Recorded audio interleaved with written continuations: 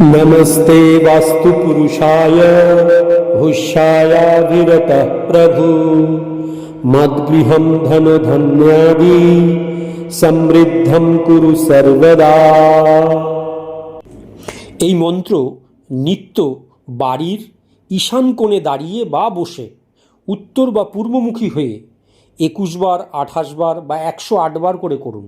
এতে কি হবে, গৃহের থেকে যত রকমের বাস্তু দোষ আছে, নেতিবাচক শক্তি আছে, তা দূরে চলে যাবে এবং আপনার গৃহ সবসময় দেখবেন ধন সম্পদ ইত্যাদিতে ভরে উঠবে।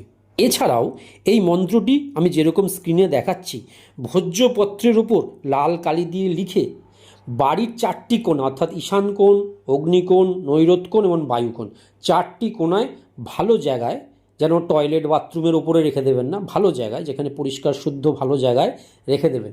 এতে বাড়ির 4 কোণের যে বাস্তু দোষ আছে সেগুলোও কেটে যায়।